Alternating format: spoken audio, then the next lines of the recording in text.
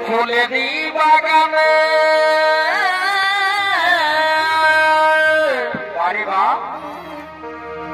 ফুটিল অপর রে রসিক ইভব আলো রে চমৎকার ভাই রসিক ইভব আলো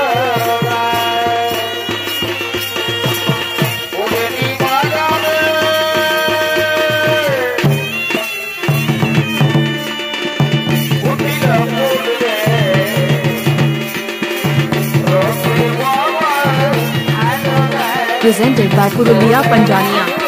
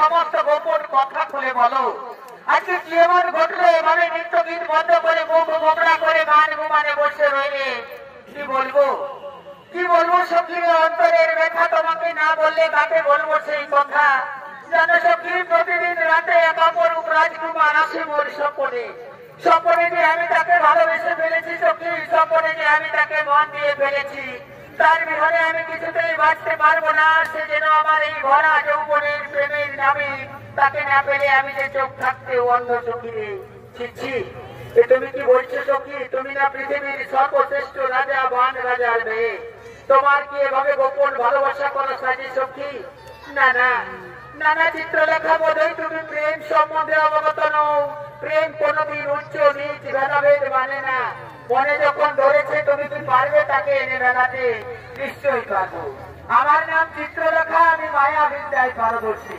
তোমার গোপন প্রেমের নাগর যেখানে যে অবস্থাতেই থাক তাকে এনে মেলাবো আমি তোমার সঙ্গে কথা দিলাম কোনো চিন্তা করো না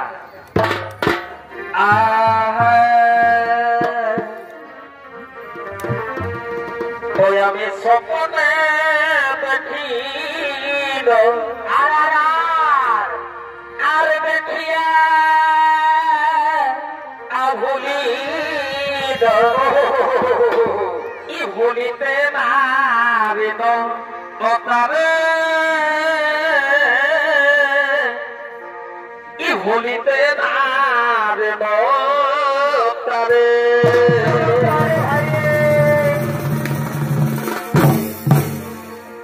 আমি স্বপ্নে দেখি বারে বাছরে আর দেখিয়া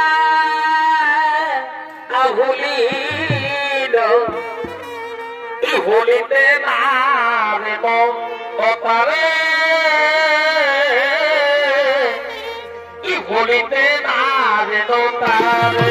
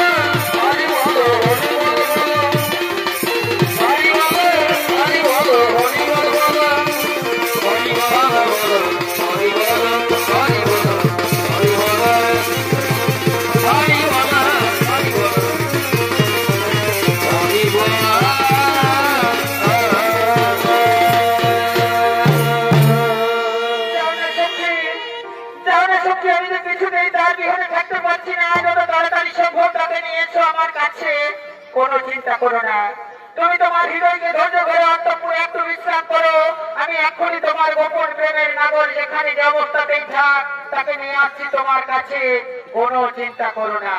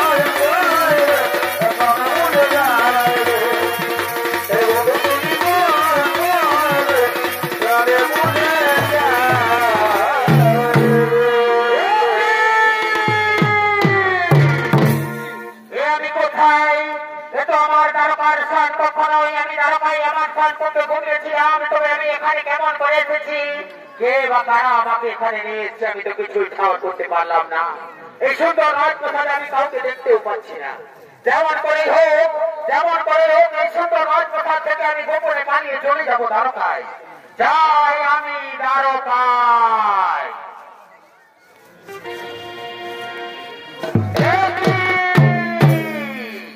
কার গায়ে স্পর্শ লাগলো মোর গায়ে একই তোমরা কারা আরো মণিগণ তোমরা মানবী না দানবী না পিশাচী কিংবা উদ্দেশ্যে এখানে করে এনেছো তোমাকে আসল পরিচয় আমায় খুলে বলো যতটুকু আমার হতে রয়েছে চাবুক দিয়ে আমি তোমাদের চাবুক পিঠের ছাল তুলে নেবো আমার প্রাণের ধন আমি 12,000 মেয়ে উষা প্রতিদিন রাতে স্বপ্নে তোমাকে পাই সখা স্বপ্নে যে আমি তোমাকে ভালোবেসে ফেলেছি সখা স্বপ্নে যে আমি তোমাকে মন দিয়ে ফেলেছি তাই আমার প্রিয় সখী চিত্রলেখা তোমাকে ঘুমন্ত অবস্থায় এখানে তুলে নিয়ে এসেছে কি বললে নামটা তুমি উষা তবে কি তুমি সেই উষা যাকে আমি শয়নে স্বপ্নে নিশি জাগরণে দেখতে পাই হ্যাঁ গো আমি তোমার সেই প্রাণের প্রিয় উষা এসো না সখা আমার হৃদয় মন্দিরে এসে আমার প্রেমের অগ্নি জ্বালা নিবারণ করো আহা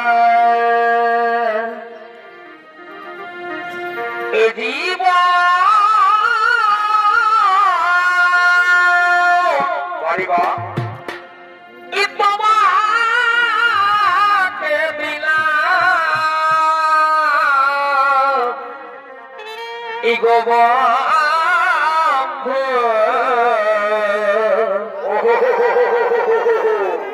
তুমি শুধু ভালোবাসা দিও বাড়ি বাড়ি ভালোবাসা রে ও বন্ধু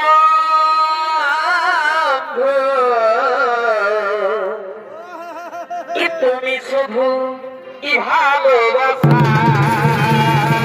দিও চমৎকার ভাই আর সুখে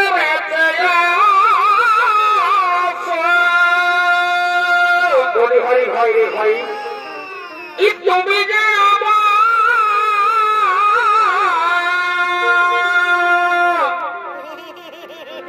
আর প্রিয় তুমি বেশি প্রিয়া তুমি শুধু ভালোবাসা দিও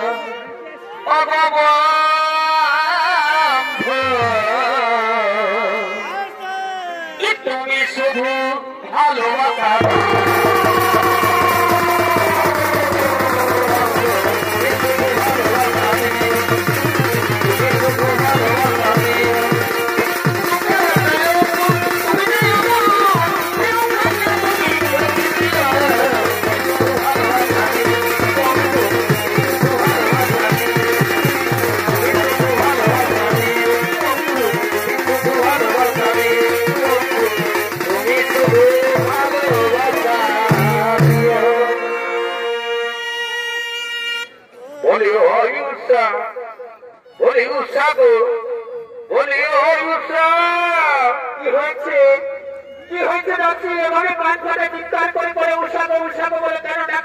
আমি তো কারা নই আমি শুনতে পাই কি হয়েছে তোমার বলি ওই যে বাচ্চা বলি ওই যে বাচ্চা তুমি অন্তঃপুরে যাও সাথে খেলা খেলছো বলি সেই পুরুষটাকে গো বলি ওকে নিয়ে আমাকে কিসের গো দাসিরে তোমার বয়স হয়েছে বলে তোমার বিভ্রতি ধরেছে তুমি কি জানো না আমার অন্তঃপুরের বাইরে আমার পিতা কতজন প্রহরী রেখেছে তাদেরকে অতিক্রম করে কেমন করে এখানে পুলিশ ব্যক্তি আসবে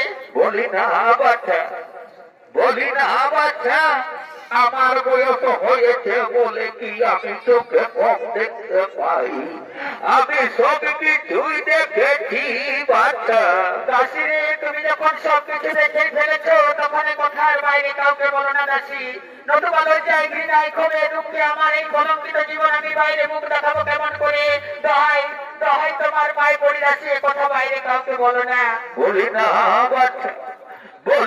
বাচ্চা আমি যখন সবকিছু জানতে পেরেছি বাচ্চা তখন কথা মহারাজকে জানাতে হবে নইলে আমার গন্তব্য বলি ও মহারাজ ও মহারাজ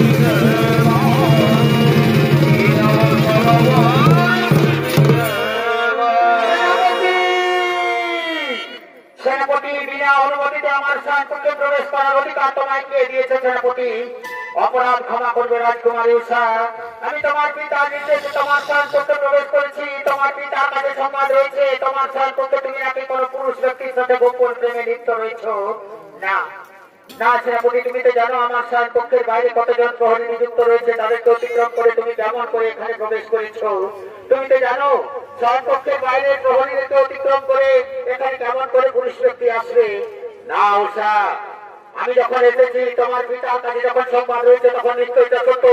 আমি তন্ন তন্ন করে খুঁজে দেখতে চাই কোথায় লুকিয়ে রেখেছে তুমি সেই পুরুষ ব্যক্তিকে।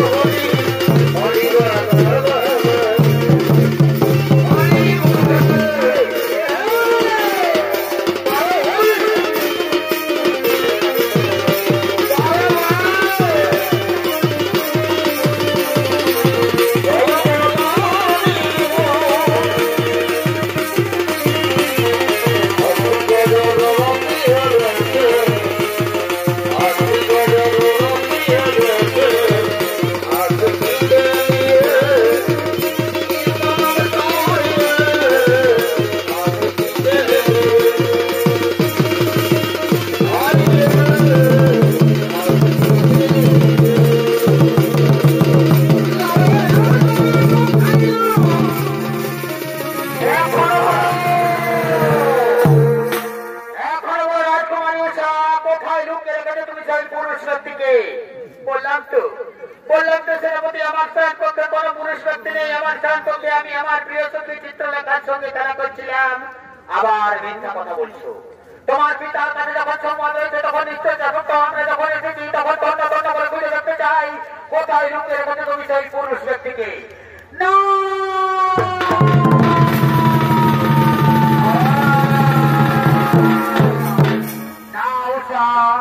আমি দ্বারকাধিপতি শ্রীকৃষ্ণের নাতি। আমি তোমার পিতার কয়েকজন সৈন্য সামন্তের ভয় কিছুতেই গোপন স্থানে লুকিয়ে থাকতে পারি না। আমি ভীরু, আমি কাপুরুষ নয়। আমি বাহু বলে যুদ্ধ করে দেখিয়ে চাই তোমার পিতার সৈন্য সামন্তের চেয়ে আমার বহুত কম শক্তি নেই। ও, তুমি তাহলে সেই পুরুষ ব্যক্তি যে গোপনে আমাদের রাজকুমারী উৎসাহ গ্রহণ করতে প্রবেশ করে তার সঙ্গে গোপন ভালোবাসায় লিপ্ত রয়েছ। আমি এখানে গোপনে প্রবেশ করিনি, আমাকে ঘুমন্ত অবস্থায় এখানে তুলে নিয়ে আসা হয়েছে। তবে হ্যাঁ, যে গোপন ভালোবাসার কথা বলছে তা অতি সত্য। আমি যেমন উৎসাহকে ভালোবাসি, উৎসাহ তেমনি আমাকে ভালোবাসে গান ধর্ম মতো করেছি আমরা বিবাহ। এই ভালোবাসার জন্য আমরা একে অপরের জীবন দিতে প্রস্তুত আছি। কি জীবন দেবে? বন্দী করো, বন্দী করো, বন্দী করে নিতে আমাদের অন্ধকার কারাগারে মহারাজের উপযুক্ত বিচার করে শাস্তির বিধান করবে।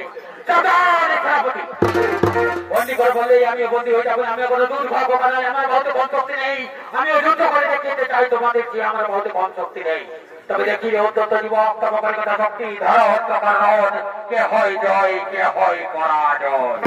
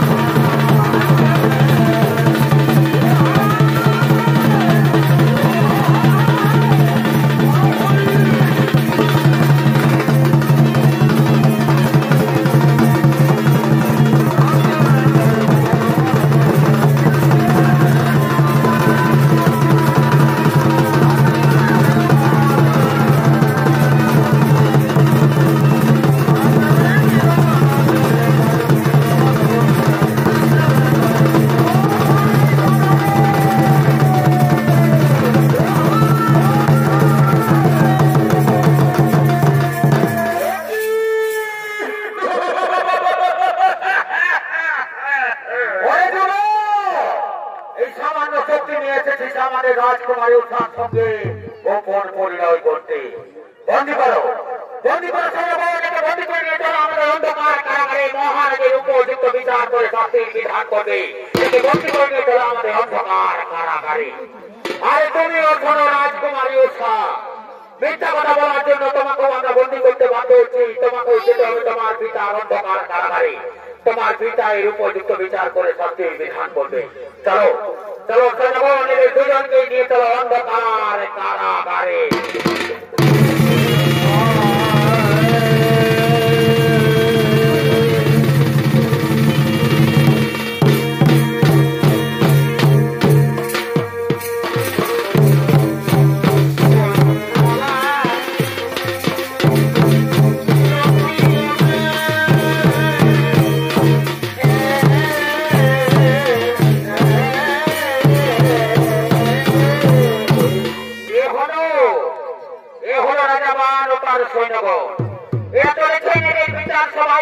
অন্ধকার কারাগারে বন্দী করে রেখেছে সেই কামদেব পুত্র অনিরুদ্ধের বিচারের জন্য।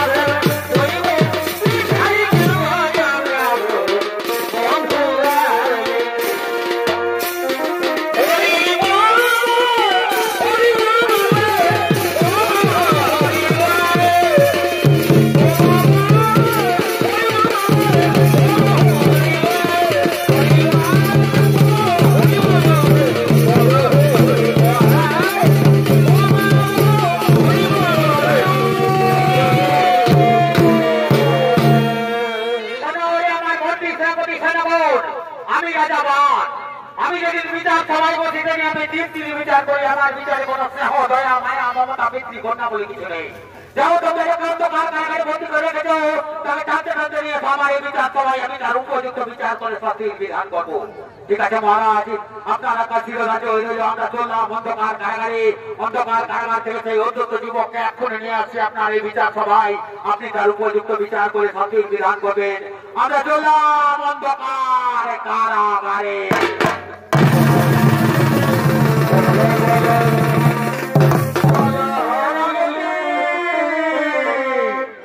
আমার কি হলো মহারাজ, পিছু থেকে ডাকলেন কেন? সেনাপতি, এ কথা যেন ভুলে যেও না, আমার মেয়ে উষা গৌতম রানী আসবে বিচার সভায়, কারণ সেই ওই অপরাধে সমান অপরাধী। আমি তারও বিচার করে সঠিক বিধান করবো। ঠিক আছে মহারাজ, তাই হবে। আমরা এক্ষুনি দুজনকে নিয়ে আসছি আপনার এই বিচার সভায়। আপনি তাদের উপযুক্ত বিচার করে সঠিক বিধান করবেন। আমরা চললাম অন্ধকার কারাগারে।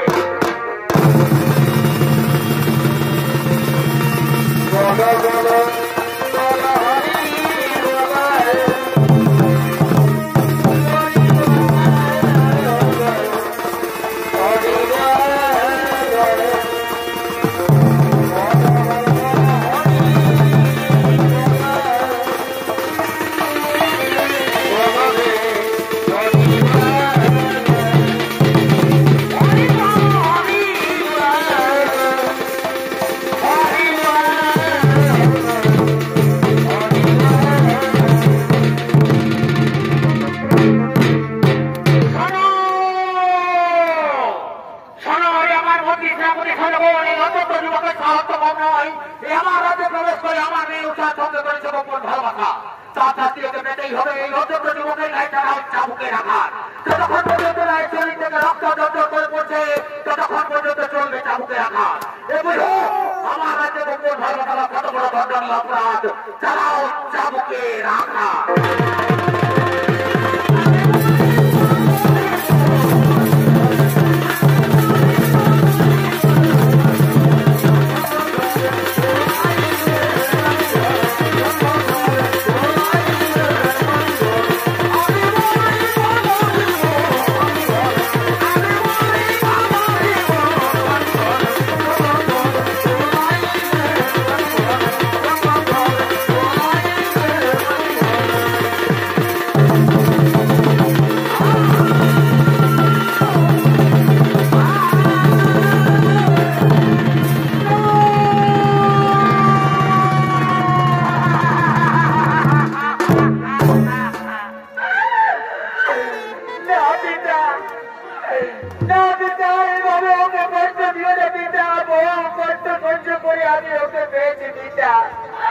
তুমি কি বুঝবে পিতা নারীর অন্তরের ব্যথা, নারীর জীবনের ইহকাল পরকাল তার স্বামী পিতা। স্বামীর বিয়োগে নারীর জীবন অন্ধকার পিতা। এভাবে তুমি ওকে কষ্ট দিও না পিতা। আমি ওকে নিয়ে এই রাজ্য ত্যাগ করে অন্য কোথাও চলে যাবো পিতা। চাই না আমার এই রাজ্য সুখ, চাই না আমার এই ধন সম্পত্তি পিতা। ওকে তুমি ছেড়ে দাও পিতা। ওকে নিয়ে আমি গাছ তোলায় দিন কাটাবো। সেনাপতি, আমি তো আগেই বলেছি সেনাপতি আমি রাজাবান। আমার ভিতরে কোনো স্নেহ দয়া মায়া মমতা পিতৃকন্যা বলে কিছু নেই। তবে তারাও যুগের চাবুকে রাখা থেকে তখন পর্যন্ত এই শরীর থেকে রক্ত জর্জর করে পড়ছে ততক্ষণ পর্যন্ত ওদের মুখনিসৃত বাণী ভালোবাসা কথাটা বুঝছে না যায়। ততক্ষণ পর্যন্ত চালাও চাবুকে রাখা। আর মেরো ও না মেরো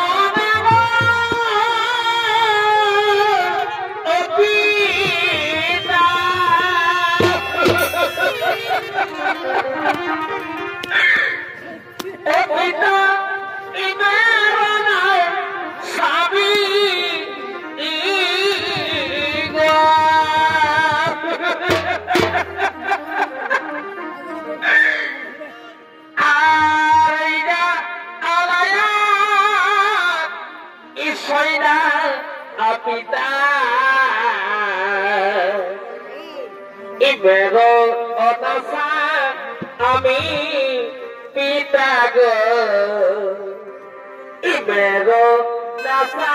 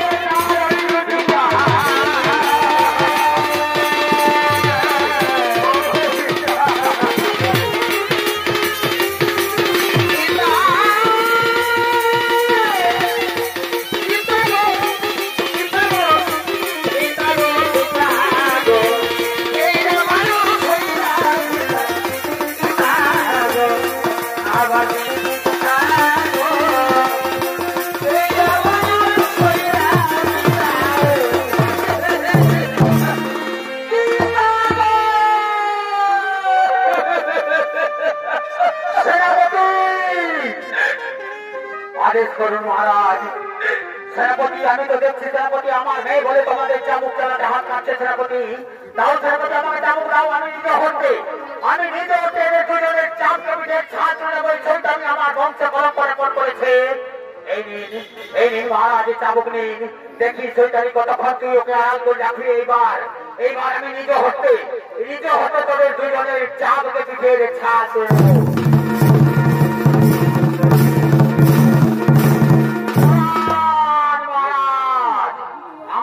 আপনি অত ব্যস্ত হবেন না মহারাজ, আপনি শুধু আদেশ করুন, তারপর দেখুন আমাদের কাছে মানুষ কেন যতক্ষণ পর্যন্ত এদের শরীরে জীবন থাকবে ততক্ষণ পর্যন্ত চলবে চাবুককে রাখা।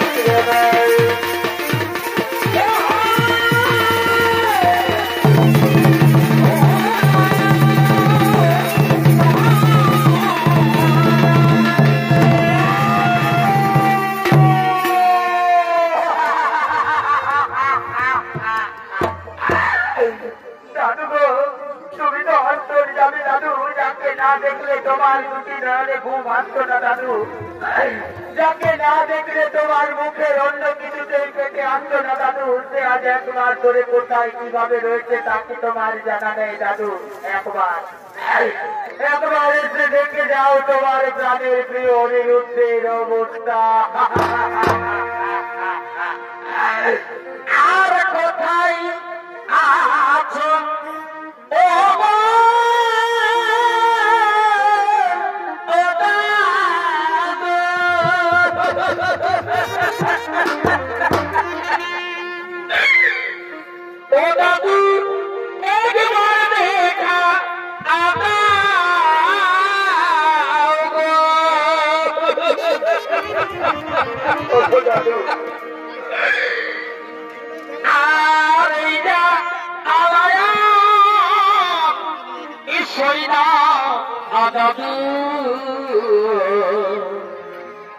ইকরা আমার আকাশ দাবি গো, ইকরা তোমার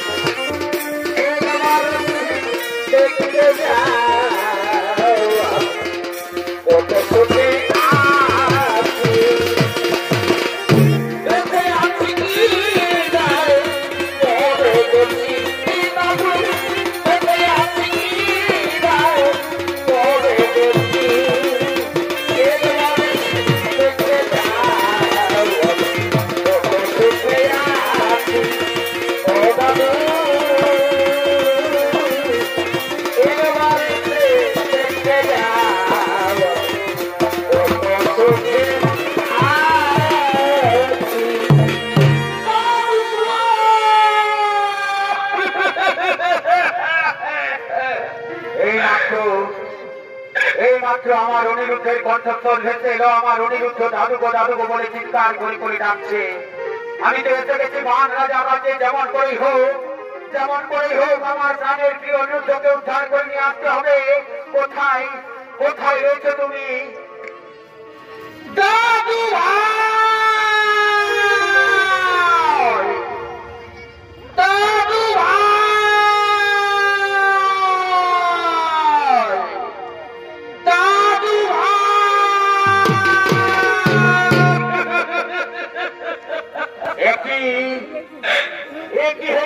দাদু ভাই তোমার মিষ্টি মুখ এত মলিন কেন দাদু ভাই? কি তোমার সর্বাঙ্গ থেকে রুদির চর্চর করে পড়ছে কেন দাদু ভাই? ওঠো ওঠো দাদু ভাই, আমার কোলে এসো, তোমার শরীরের সমস্ত রক্ত মুছে দিয়ে তোমাকে নিয়ে যাবো দ্বারকায়। এসো আমার কোলে এসো।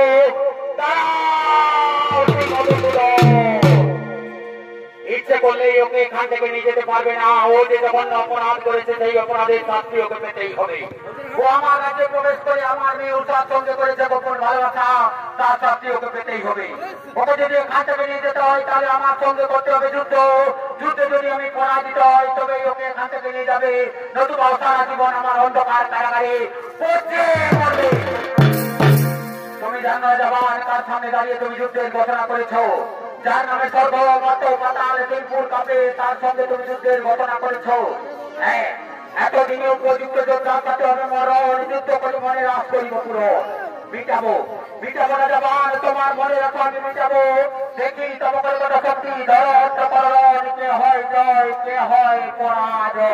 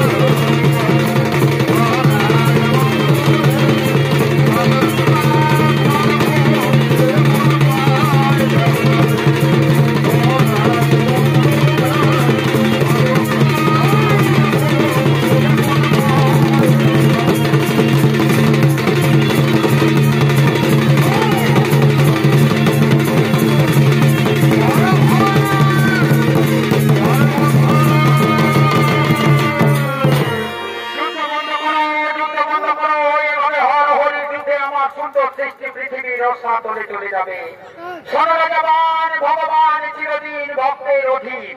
তব তপস্যার জোরে শিব ঠাকুর শ্বশুরে তোমার রাজ্যে বিরাজমান ছিল, তাই আজ তোমার হয়ে হরির সঙ্গে যুদ্ধ করতে উদ্যত হয়েছিল। এ ছিল বিধির বিধান। এই যুদ্ধে কারো জয় কারো পরাজয় হয়নি, তাই এরপর আমরা শিব ঠাকুরকে নিয়ে যাব কৈলাস পর্বতে। না না ব্রহ্মদেব, এই মাত্র আপনি বললেন ভগবান চিরদিন ভক্তের অধীন। তাহলে কি আমি শিব ঠাকুরের কম ভক্ত হয়ে গেলাম যে শিব ঠাকুর আমার রাজ্য ত্যাগ করে চলে যাবে কৈলাস পর্বতে? না রাজাবান, সে কথা তো বলিনি। তবে বিধির বিধানে যা ছিল তা ঘটে গেল, এরপর তাকে যেতেই হবে কৈলাস পর্বতে। ঠিক আছে ব্রহ্মদেব, আপনার কথা না হয় মেনে নিলাম, কিন্তু তার আগে আমার একটা কর্ম করে দিয়ে যেতে হবে। সুধী দর্শক মন্ডলী, আমার পূজনীয় মা ও বোনেরা, পুরাণ প্রমাণ মতে সর্বপ্রথম মর্তভূমে কোথায় কিভাবে শিব পূজার প্রচলন ঘটেছিল তা আজকে রাজাবান ব্রহ্মদেবকে বলছে। ব্রহ্মদেব, আমার রাজ্যের প্রতিটি ঘরে ঘরে যাতে শিব পূজার প্রচলন হয় তার ব্যবস্থা করে দিয়ে যেতে হবে। তাই পুরাণ প্রমাণ মতে সর্বপ্রথম মর্তভূমে বান রাজা রাজ্যে ব্রহ্মদেবের হাত ধরে শিব পূজার প্রচলন ঘটেছিল। এরপর আপনাদের আলোগুল ভাষিত মহান মঞ্চে দেখতে পাবেন শিব পূজায় মাথা বলি।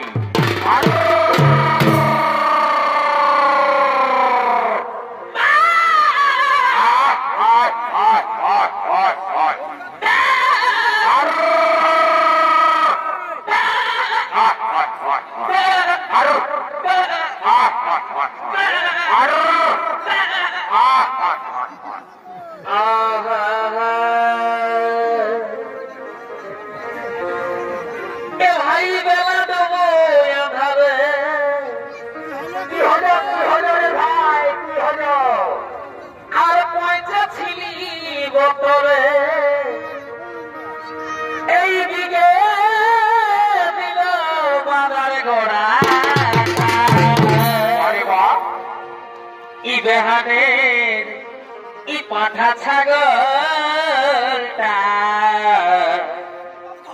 ই বেহানের ই পাঠা ছাগলটা আর বজর দিয়ে দিল আমার জায়গাটায়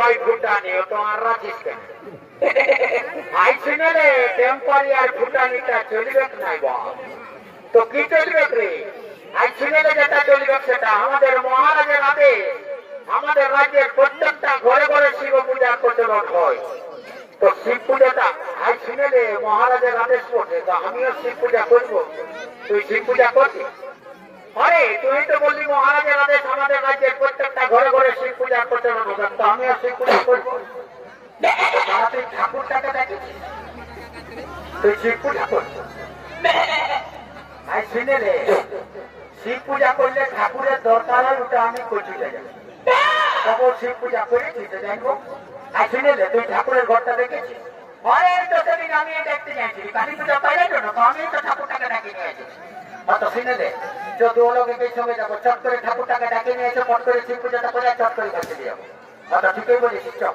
যতটা ঠাকুরের ঘর নিয়ে যাবো দেরি করবো না চক বলি ও ঠাকুর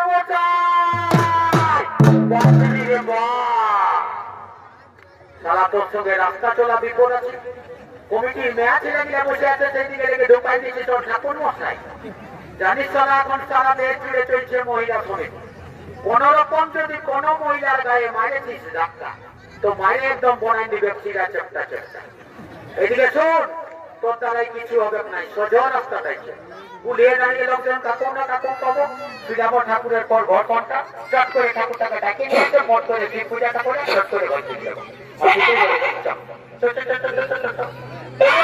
ঠাকুর মশাই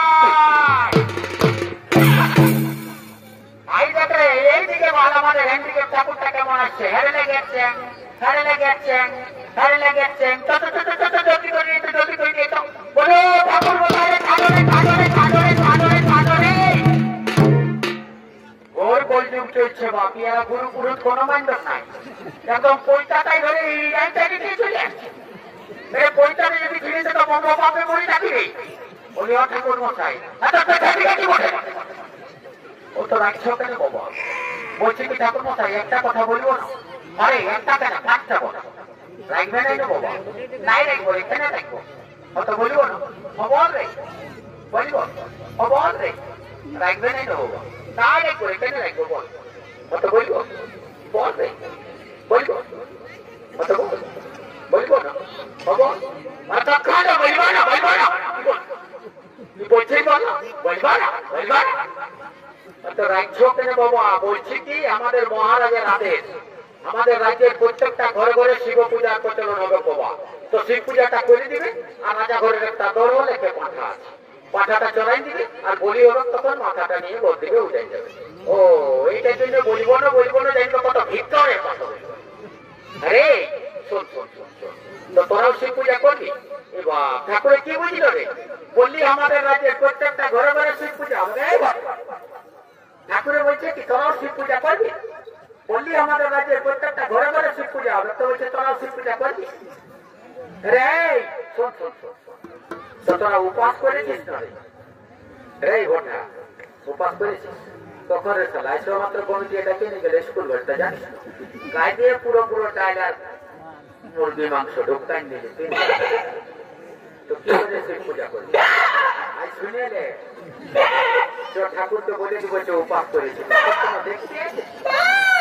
মন চাঙ্গা তো কঠোর গঙ্গা ঠিকই বলেছিস বলে ও ঠাকুর মশাই কি হইল বাপ তোরা তো শিখেছিল, তোরা উপাস করেছিস, তো তোরা উধারে নেই, বিদ্যুৎ ফুসুর কি করছিস বললো?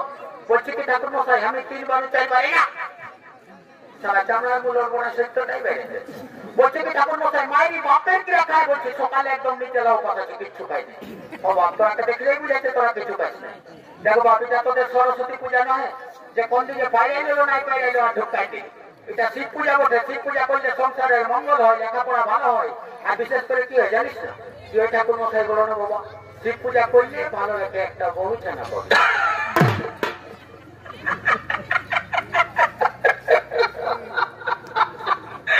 মায়ের ঠাকুরে যেটা বললো না সেটা যদি ঘটে যায় না তখন মাসে পার করে দিব। আরে শোনা ভাই আমার, আমাদের ছোটটা হয়ে তুই বিয়ে করবি আর আমি বসে বসে বাঁশ ছিড়ব, আমিও বিয়ে করব, আমিও শিব পূজা করবো। হয়তো শুনে দু লোকে শিব পূজা করবো, বুঝলি না? এদিকে শোন, এদিকে শোন, তোদের মহারাজকে তাড়াতাড়ি একে নিয়ে শিব ঠাকুরের পথে বসা। আমি যে মন্ত্র মিলে বলবো সেই মন্ত্র মিলে একসঙ্গে সবাই মিলে বলবি, বুঝলি না? ঠিক আছে ঠিক আছে, আপনি বসুন ঠাকুর মশাই, আপনি রাখবেন নাই, বসুন বাবা বসুন, আমরা মহারাজকে ডাকে নিয়ে আসছি। বলি ও মহারাজ তাড়াতাড়ি আসুন, তাড়াতাড়ি আসুন, ঠাকুর মশাই এসে গেছেন, তাড়াতাড়ি আসুন। বাবা তোরাও শিব পূজা করবি, বুঝলি না? ঠিক আছে আপনি তাড়াতাড়ি চলুন, তাড়াতাড়ি চলুন। ওই ঠাকুর মশাই ফুল তুলে নিয়েছেন, দাও বাবা ফুলগুলো দাও। লাও হাতে হাতে ফুলগুলো দাও। আর আমি যে মন্ত্রটা বলবো সেই মন্ত্রটা একসঙ্গে সবাই মিলে বলবো বাবা। বলো মহাদেব মহাদেব মহাত্রাণ মহাদেবী মহাদেবী সর্বপাপ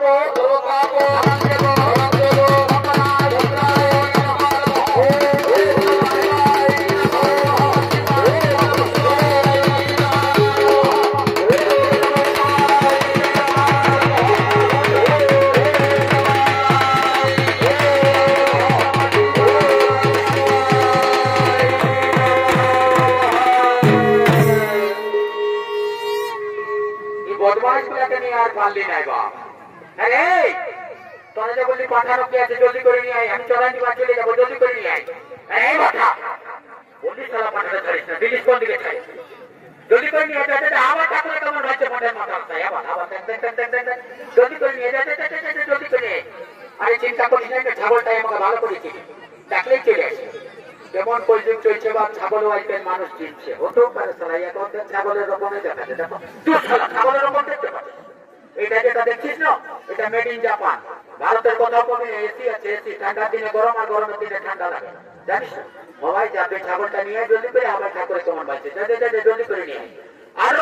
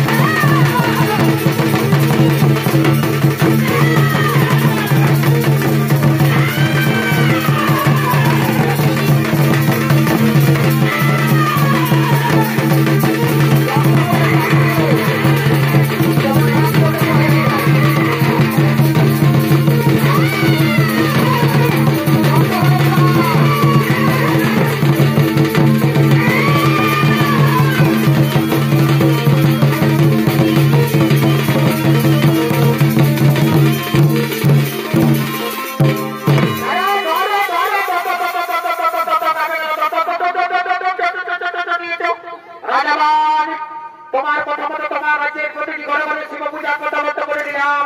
এরপর আমরা শিব ঠাকুরকে নিয়ে যাবো কৈলাস পর্বতে। না না ব্রহ্মদেব যার জন্য প্রথম কাণ্ড, সে কাণ্ড এখনো বাকি রয়ে গেল। আবার কি কাণ্ড বাকি রইল? কেন আজকে আমার কি সৌভাগ্যের দিন, আজকে আমার রাজ্যে একসঙ্গে ব্রহ্মা বিষ্ণু মহেশ্বর বিরাজমান রয়েছে। এদের সকলের সামনে আমি আমার সমর্পণ করে দেবো। এই তোরা কি আছে?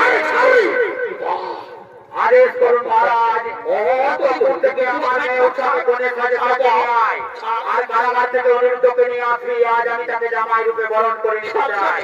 ঠিক আছে মহারাজ, আমরা এক্ষুনি দুজনকে নিয়ে আসছি, আপনি বিবাহের আয়োজন করুন।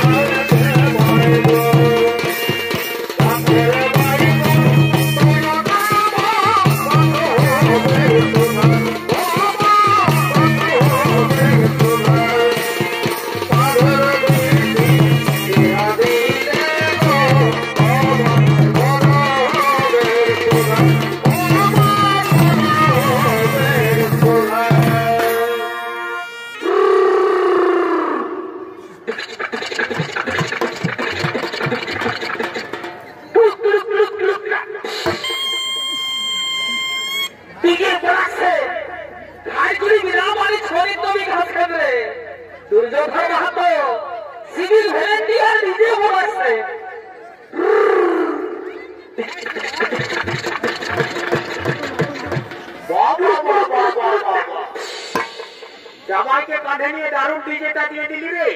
খেলাস না, আস্তে আস্তে নিয়ে যাবি। আস্তে যাচ্ছিস রে বাবু গো, একটা ধরলে আমার বাইরে বলে দিচ্ছি। আর এত ভারী লাগছে এইদিকে আস্তে করে নেবো, আস্তে করে নেবো। জামাই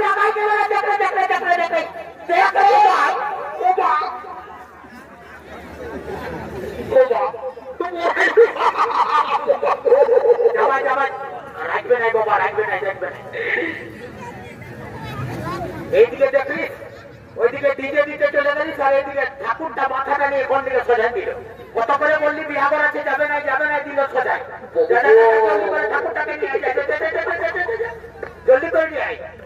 বলে ও ঠাকুর মশাই, বলে ও ঠাকুর মশাই, আরে ছাড়রে ছাড়রে ছাড়রে ছাড়রে ছাড়রে ছাড়রে লে কোথা নিয়ে আগে। তোরা যে বললি বিহাগর লোক আছে, এই যে কোনা একদম টুপিস লাগাই চলে এসে। ঠাকুর মশাই তোমার নজরটা বড় খারাপ। এইদিকে ভালো, এইদিকে কোনাটা আছে, এইদিকে এইদিকে এইদিকে। হ্যাঁ রে, তো বর আলো কি বাবা, এত ডিজে বাজলো আর বলছো বর আলো কই? বরকে যে দেখছি না, আবার এইদিকে ভালো বসে আছে। আবার এইটাই বিয়া করবে শালা, লাজও নাই লজ্জাও নাই, বরের পিঠাটা দিয়েছি ঢুকে একদম।